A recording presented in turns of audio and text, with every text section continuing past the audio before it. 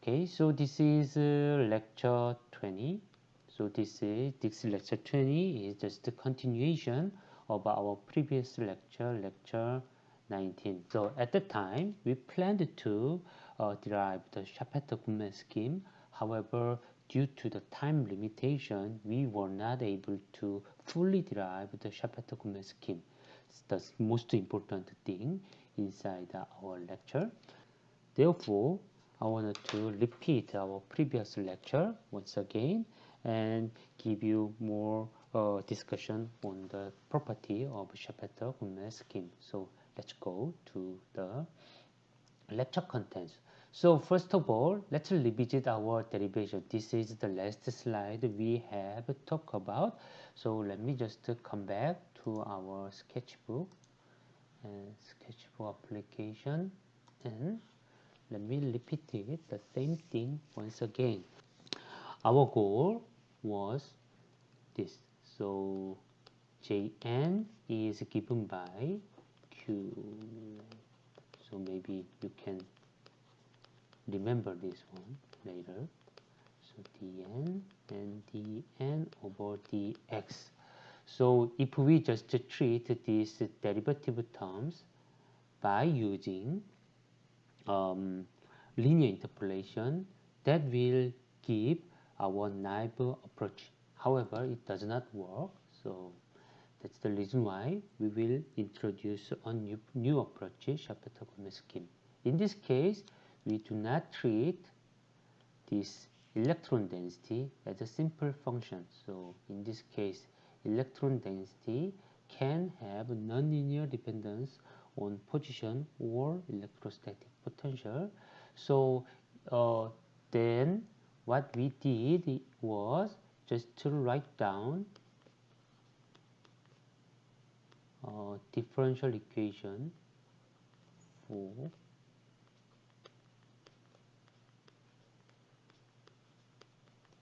our electron density. So you can easily understand this manipulation just to multiply 1 over q dn. So you have it. Also, by applying a linear approximation for electrostatic potential, although we treat it as a highly nonlinear function, but we will treat phi as a linear function. Then we will have the x and pt and delta phi and delta x n equal to jn q dn. Of course, here delta phi is defined as phi I plus 1, our right node and left node, and also delta x given by the position of I plus 1 and position of xi. Okay, so you can easily understand this one. After that, we can easily find that the electron density, which is a function of position, can be written as homogeneous terms like positive q delta phi over delta x, yes, so this is a homogeneous term. And also we have inhomogeneous term, this one. So this one has, if we have a b term, and let's just insert our test solution n over x into this part, then what will happen? If we just insert this term into our original differential equation, then now this A related term, so homogeneous terms, goes away, and in the left hand side what we have is minus 1 over Vt and delta phi over delta x and b equal to Jn q dn. So now you can say, if we are interested with the expression of Jn, then what we can do is just to evaluate this function q dn vt delta phi over delta x and our unknown coefficient b. So once we able to calculate the b here, unknown coefficient b, in terms of, for example, potential at two node points or position of two node points or electron density of two node points, then we can express the entire J sub n as a function of position and electron and electrostatic potential of those 2 points. Okay, so I hope that all of you understand this procedure. So please ask me question whenever you have an issue or question. So then now our goal is to determine the unknown coefficients like a and b. So how can we determine those numbers? So it is quite easy by inserting x sub I plus 1 and x sub I. So this is denoted as n sub I plus 1 and sub I, and that will give you something like this. Wow. So Vt, so and xi plus 1, and here we have Vt delta x xi and plus b plus b.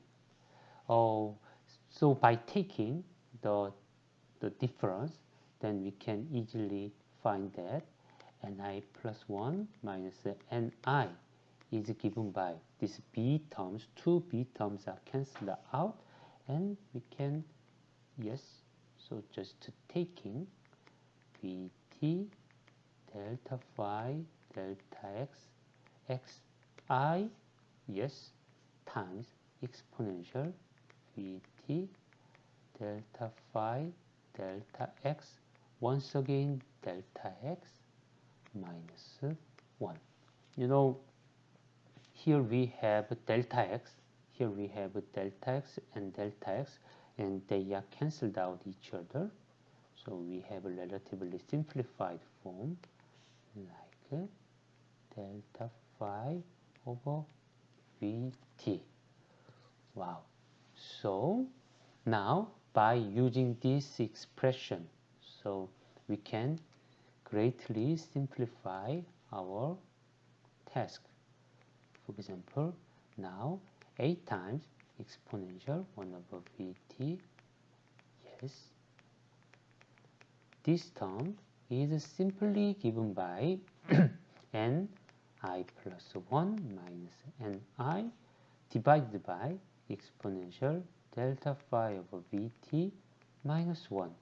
And now you can understand this term, although looks complicated, but it appears as a full here. And since our goal is to find out the form of unknown coefficient b, therefore by using this one, this condition, we can easily assert that b should be given by ni minus this yellow boxed quantity, which is given by a times exponential, wow, this one. Yes, we can find out the b in this way. So let's do it together. So the remaining thing is quite simple.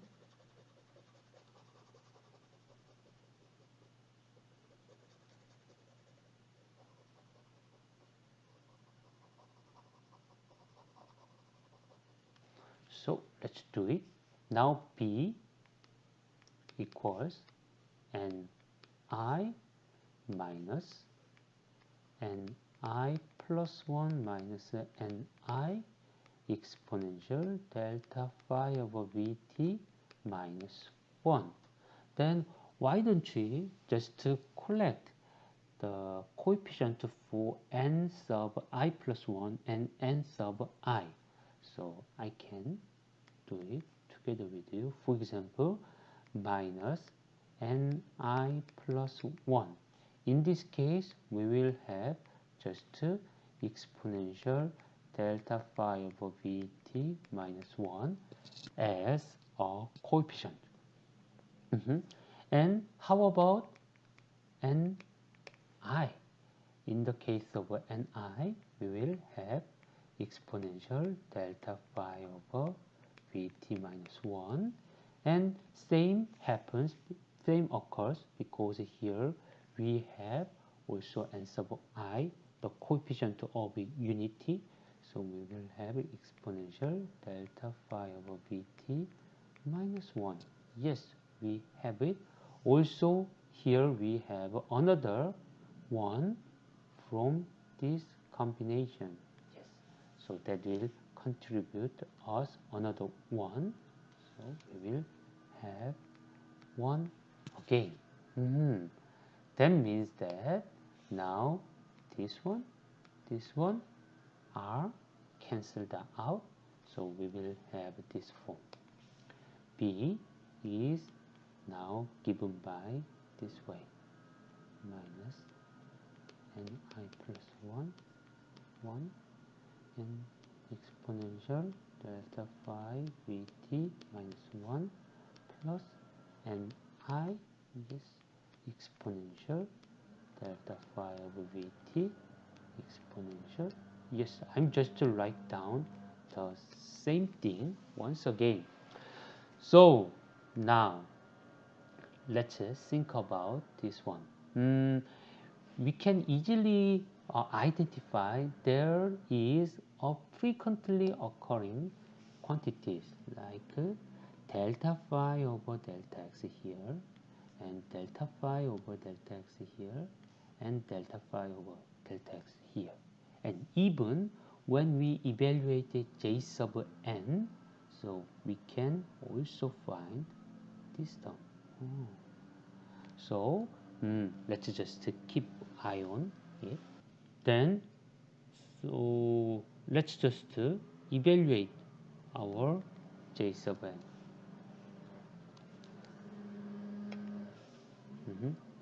Our j sub n is now given by minus times, so q dn delta x times delta phi over vt and b.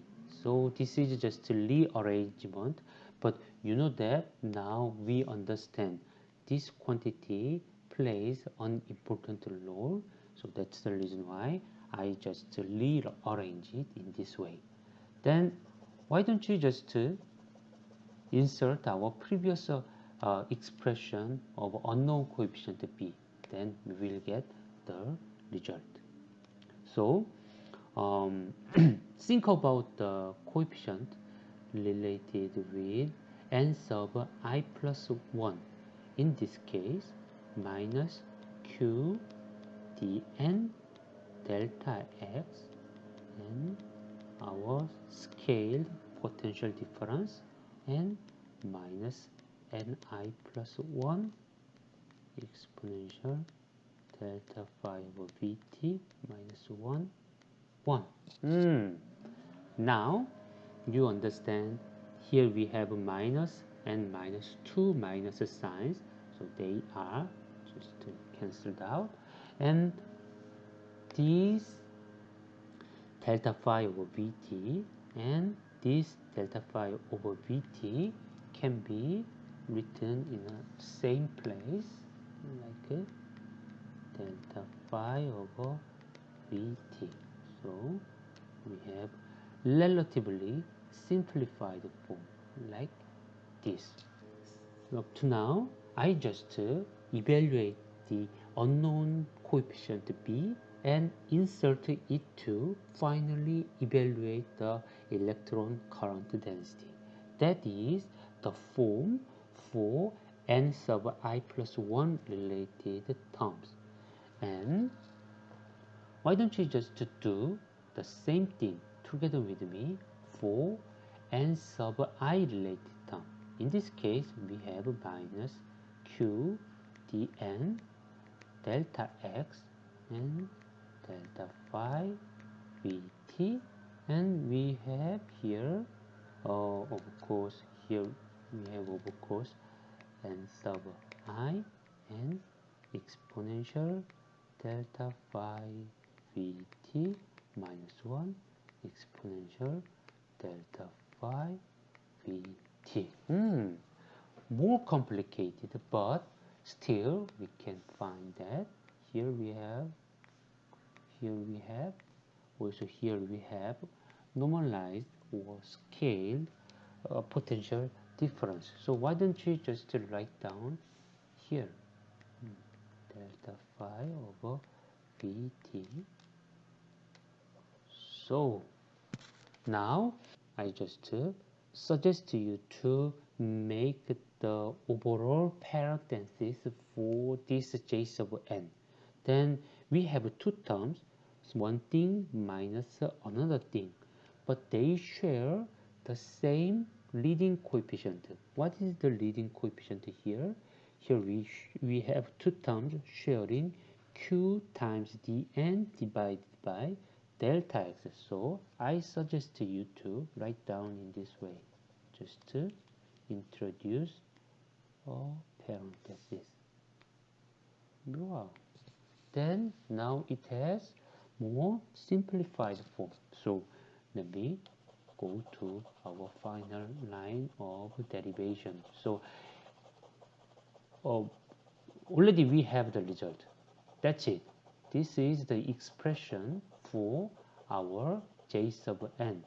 In this expression, our j sub n is expressed as function of the potential difference delta phi and n sub I and n sub I plus 1.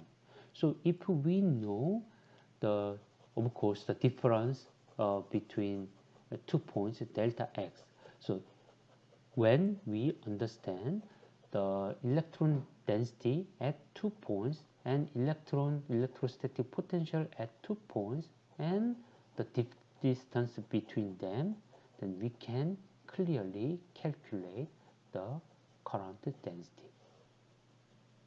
It took quite a long time for us to derive this expression, but please understand this is a really important material in our lecture course. So that's the reason why we have spent quite many minutes on this concept or this derivation. So later we will introduce B, so which is a function of certain input variable. So this is called Bernoulli function. But unfortunately, when I make a derivation, so I have also introduced unknown coefficient or unknown parameter B. So don't be confused with, sorry about that, don't be confused with later introduced Bernoulli function and my own naming for unknown parameters. You can introduce a different name for it. For example, C sub 2 or C sub 1 or C sub B, whatever. So please don't be confused with the Bernoulli function and my own notation for unknown coefficient. This B is just my own naming. So you can name it whatever you want. Okay. However, later you will have b of x introduced. And you know, the the expression for b contains something like which depends on n sub I plus 1, n sub I, and potential differences. So when you have a different electron density or when you have a different potential, of course your B value will be changed. So for example, if you have no, here you have Ni, and here you have larger Ni plus 1, and position is just fixed. After that, you have changed your potential difference between them.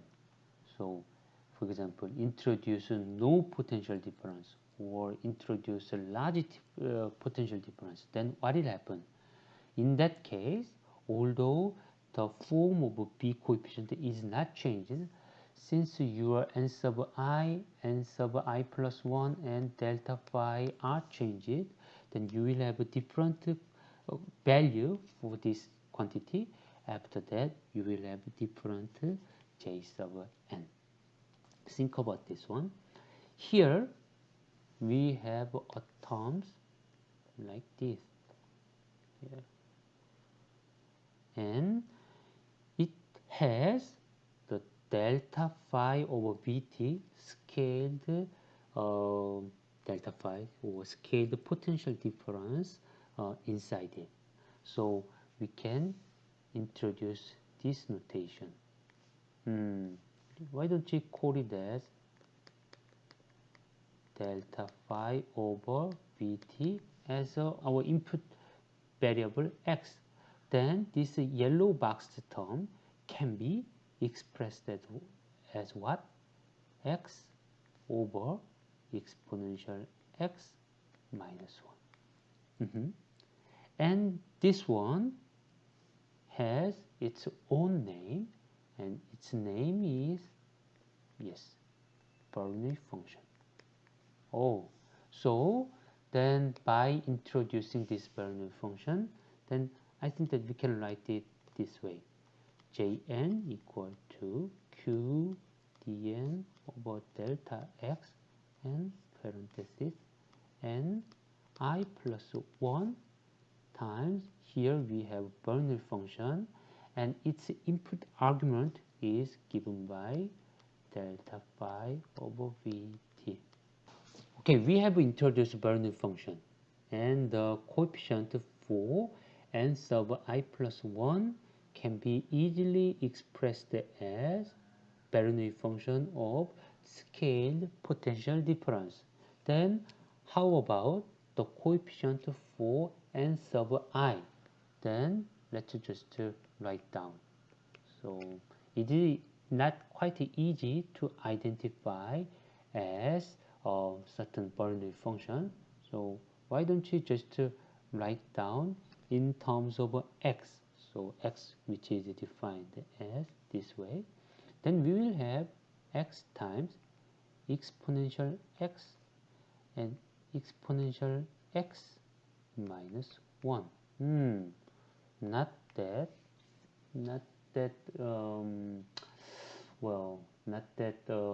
straightforward.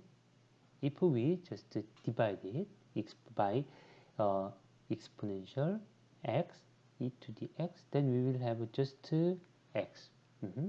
And here we have 1, and here we have exponential minus x. This one and this one are identical.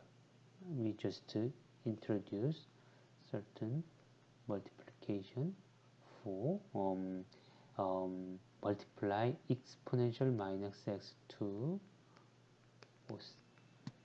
upper and lower part, and we will get this form. And now we can identify it as exponential minus x minus 1 minus x.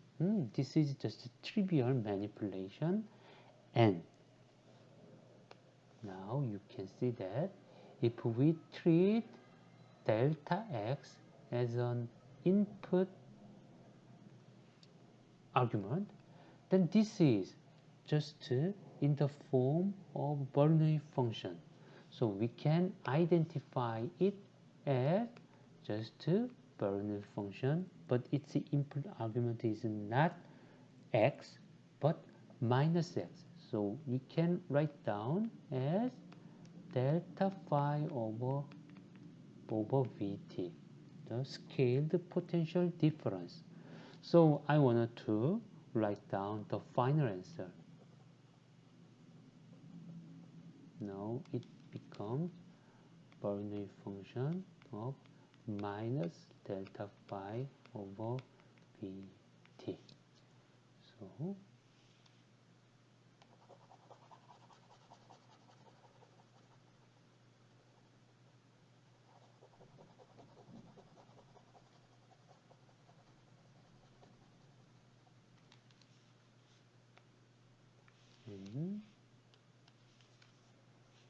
Bernoulli function is by definition x divided by exponential x minus 1.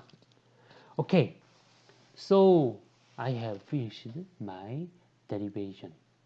So simply, when we have this Shapiro-Gummel expression for the current density, electron current density, then think about this situation. Usually, we have the value at x sub I and x sub I plus 1. We know it. And also we know the value like this. Of course, we understand x sub I and x sub I plus 1.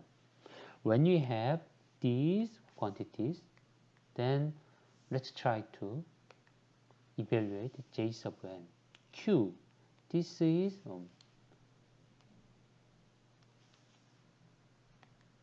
Q, this is universal constant, okay?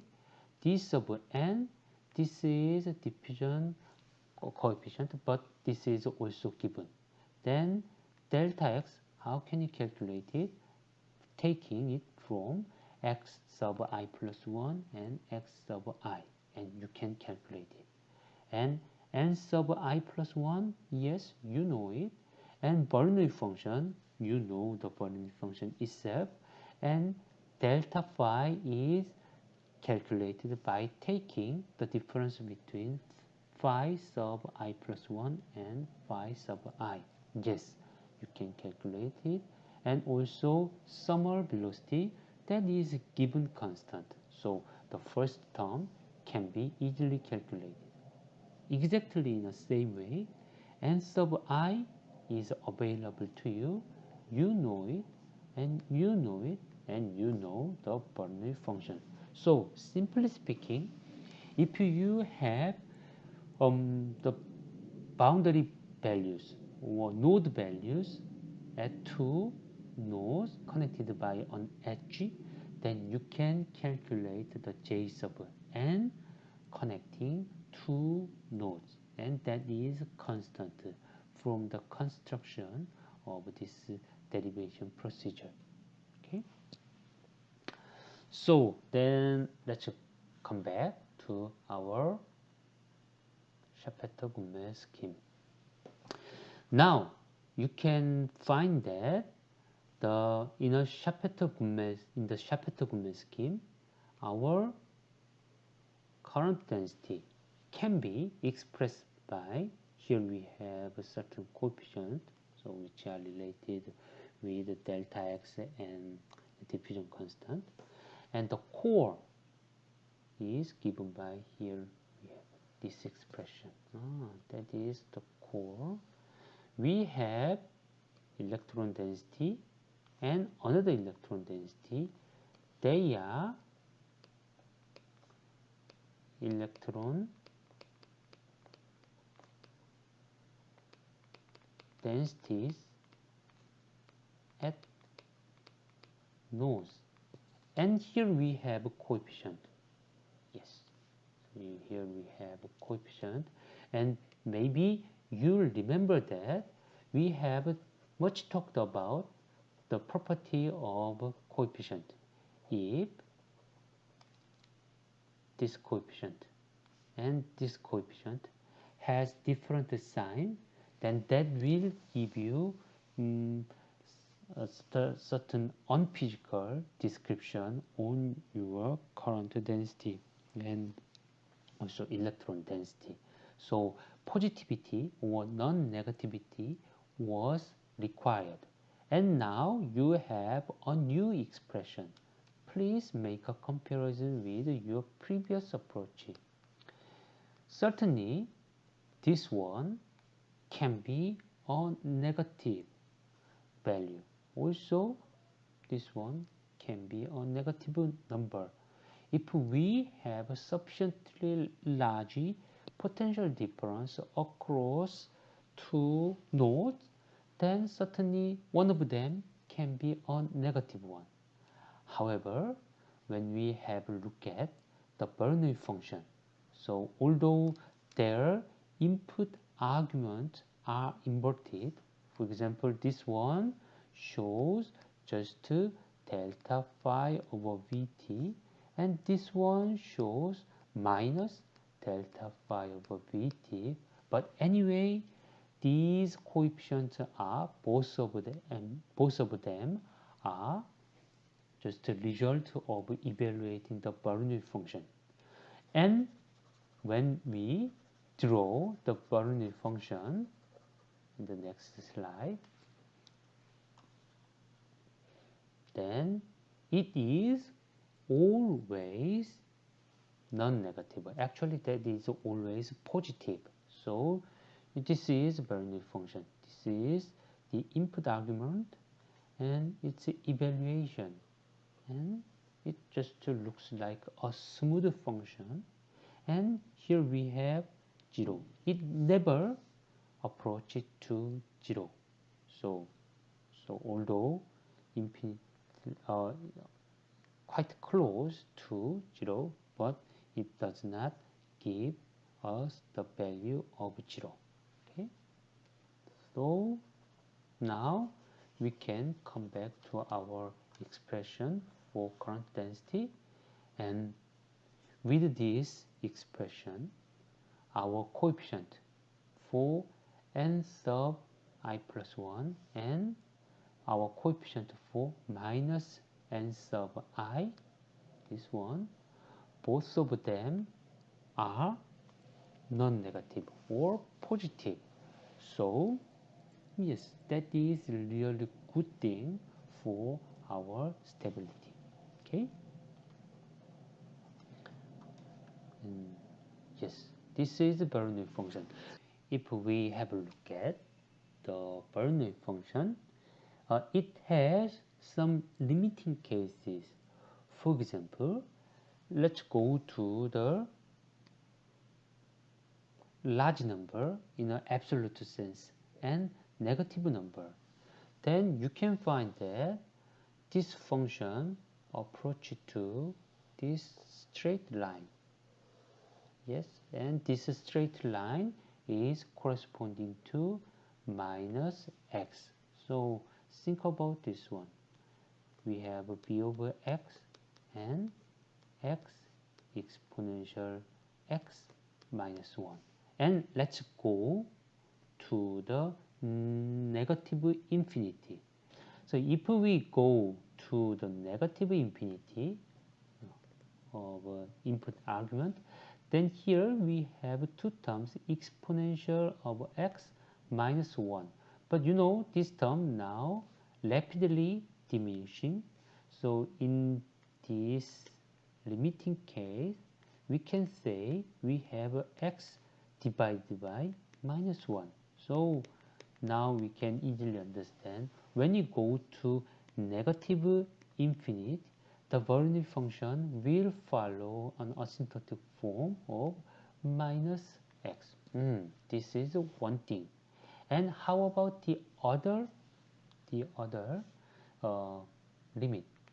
So if we have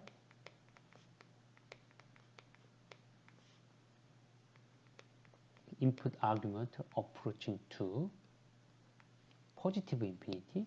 Then here we have linear growth of this upper part, but that doesn't matter. And here we have exponential increasing.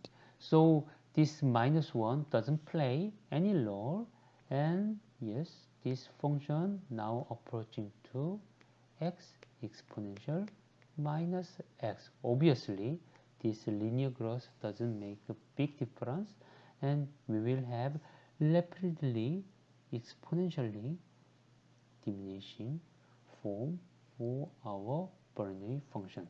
Okay, we have covered the minus infinity and positive infinity in those two limits, and the final discussion is related with the values near delta x.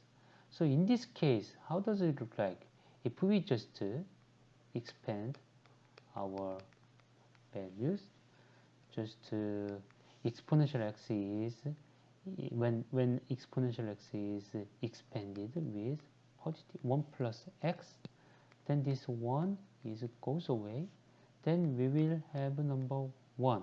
Of course, if we expand our exponential x with more terms, yes, exponential blah blah blah, then we will have more terms. So this is the term related with up to the linear term. Of course, we can expand it further. And as you can see, near x equal to 0, it is just have a linear expression, and its exact value at number 0 is corresponding to number 1. But here we have one thing peculiar to the Bernoulli function. If we insert really x equal to 0 into this form, then what will happen to our Bernoulli function? For example, if you define, for example, double b equal to x divided by parenthesis exponential x minus 1.0.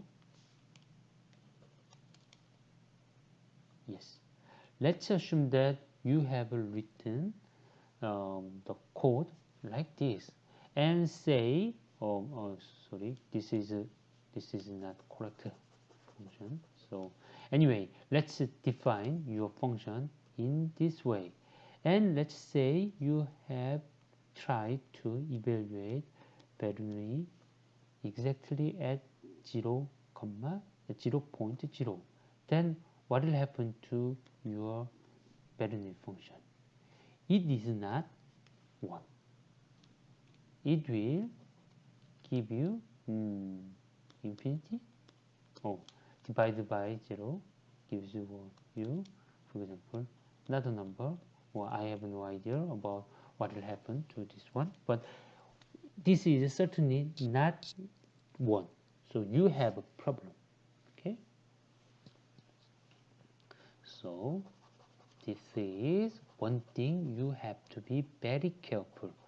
For example, when you just implement your Bernoulli function according to its definition, then certainly you will have problems when you have no potential difference. So what does it mean? If you try to simulate your homogeneous sample without any applied voltage difference across your two contacts, then your Jacobian matrix or residue vector will give you very strange values, not a number. Okay, so that is clearly undesirable case. You have to avoid it. So we need something. So in this slide, we have two limits. When we have almost vanishing vanishing potential difference. Then in this case, now we understand v of x, Bernoulli function, is given by this way. Yes, so this is the expression for it. Then even with this Shaped-Gomez scheme, so don't be confused with our previous one. This is the expression obtained from our Shaped-Gomez scheme. However, if the potential difference is not that large, then our Shaped-Gomez scheme is simply reduced to our naively derived or expressed form. In this specific case, where potential difference is not that large, then our previous approach was validated and it performed quite well. So it is not surprising that our newly introduced Shaped-Gomez scheme is coming back to our original scheme, because that is the real thing we have to have. Okay, so that is a good thing for Shaped-Gomez scheme. But more important thing is when we have large potential difference.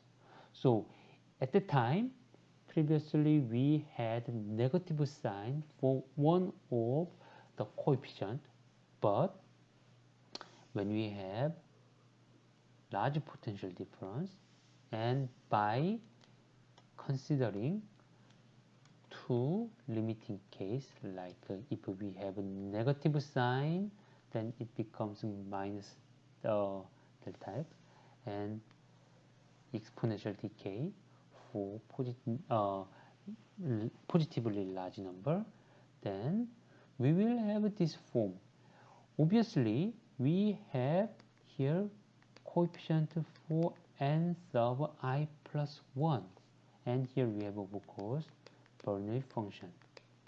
But if we assume that delta phi is really quite large, and for example go to infinity, then you know this Bernoulli function exponentially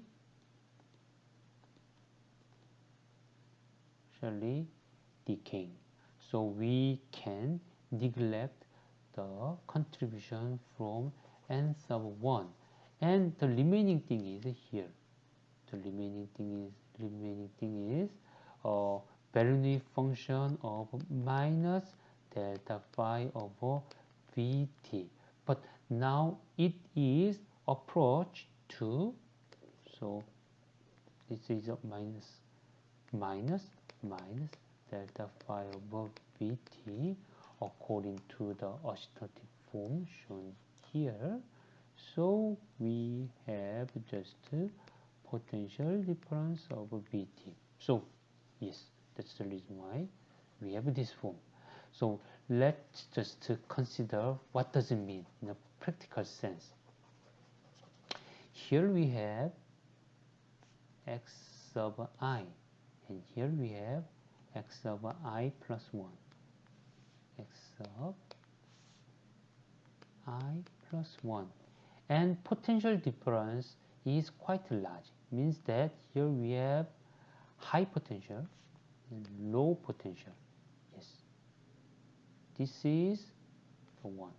Here we have low potential, high potential. Then what will happen?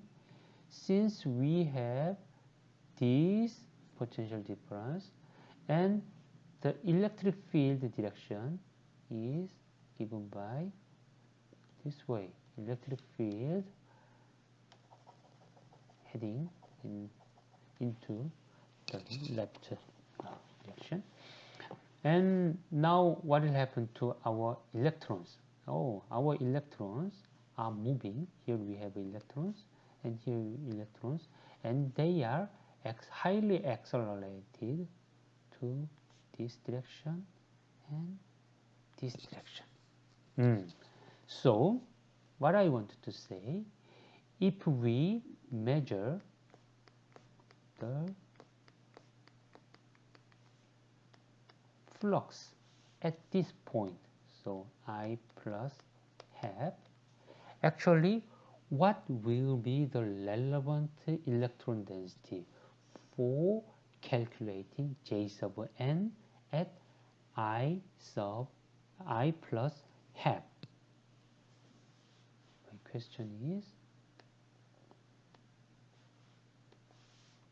this one or that one? They are moving, both of them are moving in this way, and we are now observing in this position. Certainly you can understand the electron density at this position does not contribute anything to the flux crossing this position.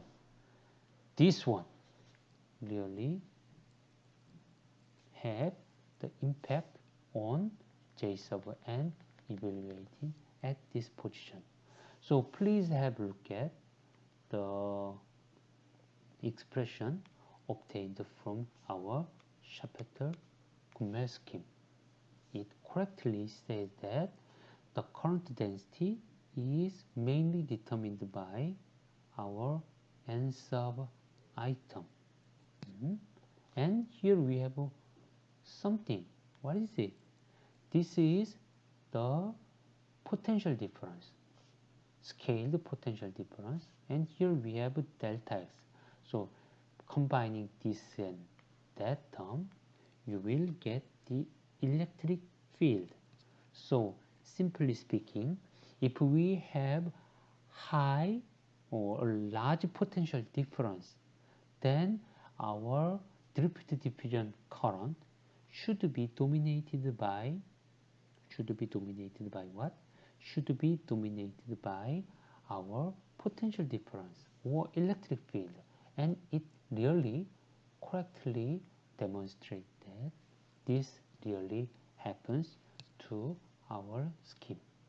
Okay, so up to now I have considered limiting cases of Schapter-Gummel scheme. If we have small difference, potential difference, then everything is okay. So our Schapter-Gummel scheme is just reduced to the one obtained from linear approximation. Yes, that's okay. And when we go to large potential difference, then our scheme come back to certain expression which is dominated by one term. So although we have two electron densities, n sub I and n sub I plus 1, one of them is effectively neglected, and just current density is expressed as one directional, one-sided one. Okay. So finally, in this is the final slide. I wanted to talk about implementation. This is the real code.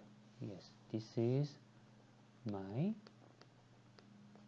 own code. So you know, I'm currently developing my own code for my own purpose, and this is just a part of it related with our Bernoulli function.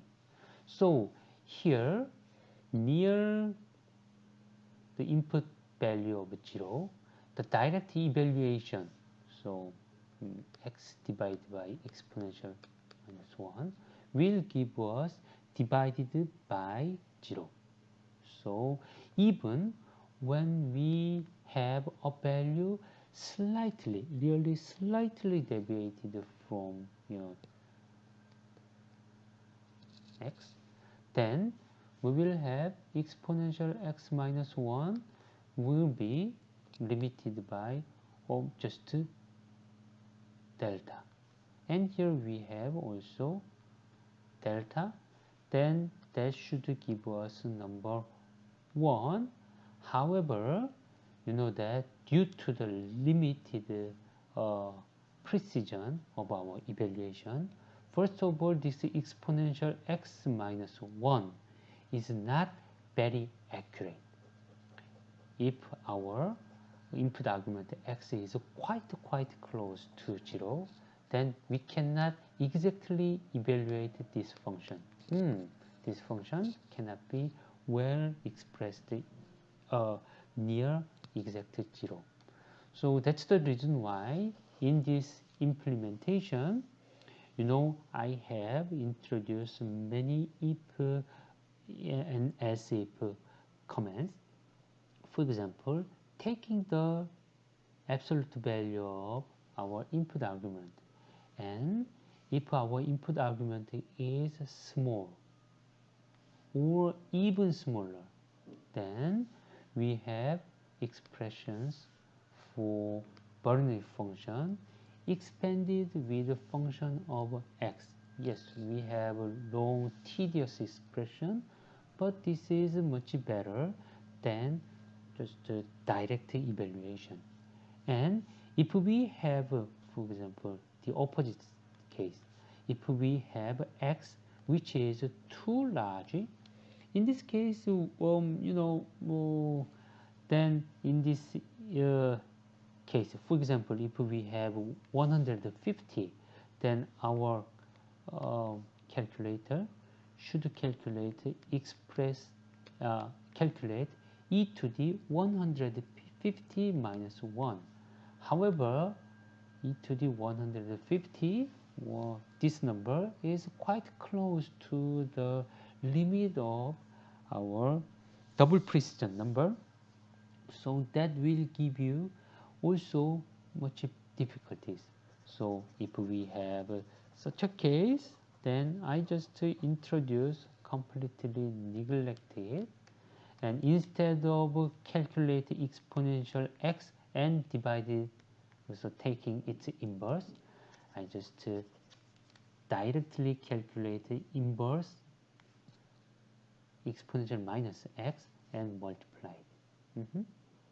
So instead of evaluating exponential x minus 1 x, I just calculate x exponential minus x.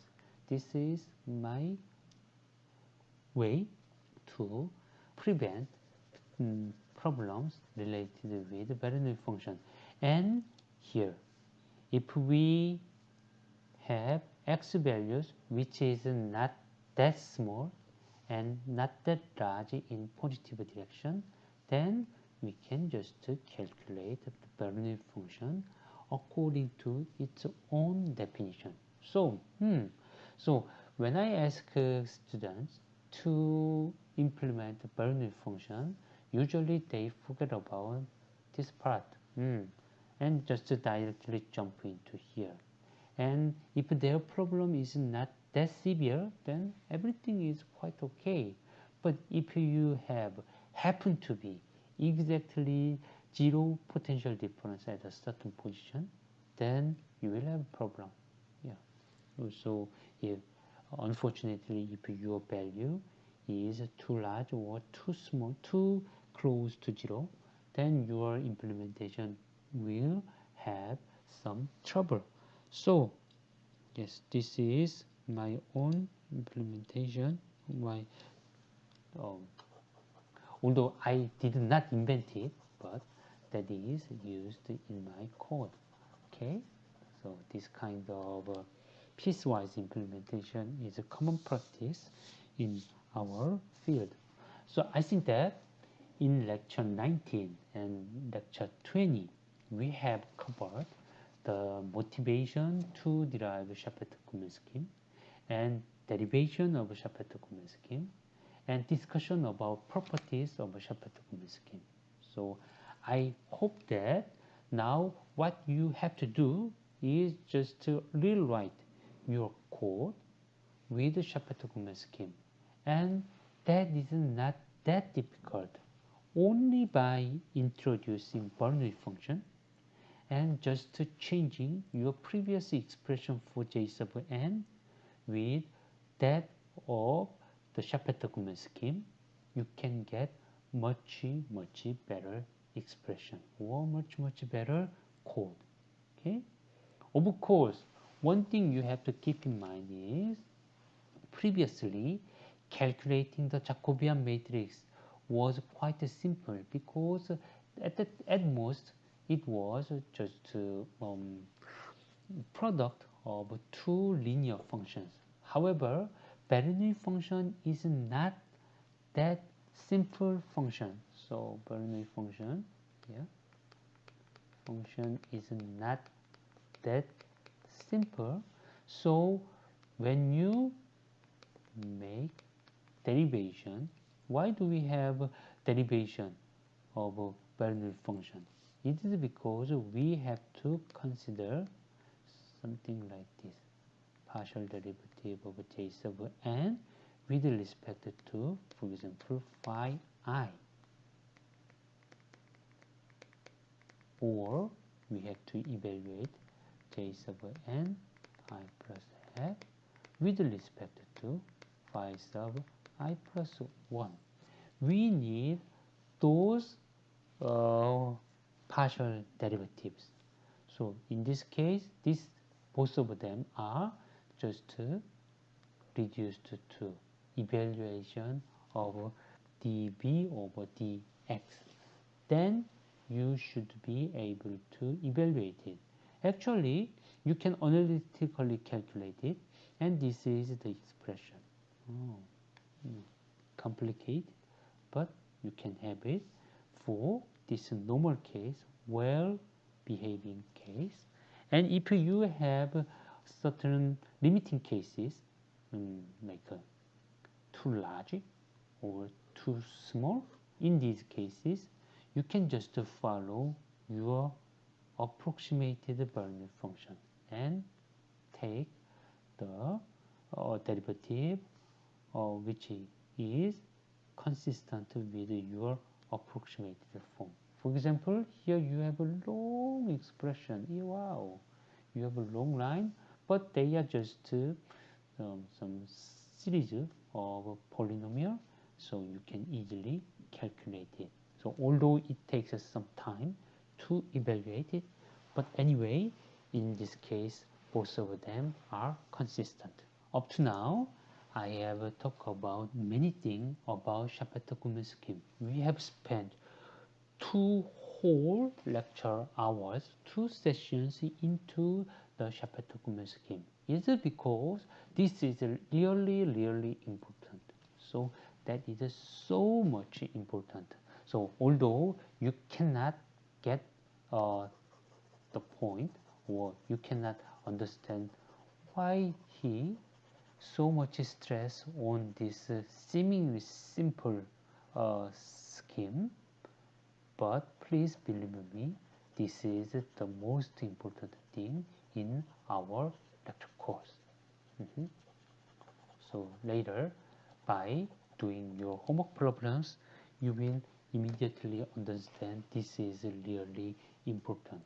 Today we have no homework, so I will just give you to review our lecture and try to get familiar with this Shapiro-Gumel scheme.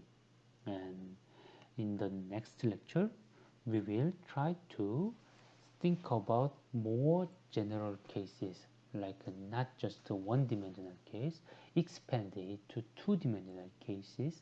So that will be more practical thing we will do in this semester. Previously, we had no time to cover it. I will just stop here, and in the next Monday, we will start a new discussion about more practical stuffs. Okay, so homework will be distributed on next Monday. Okay, see you next Monday. Bye.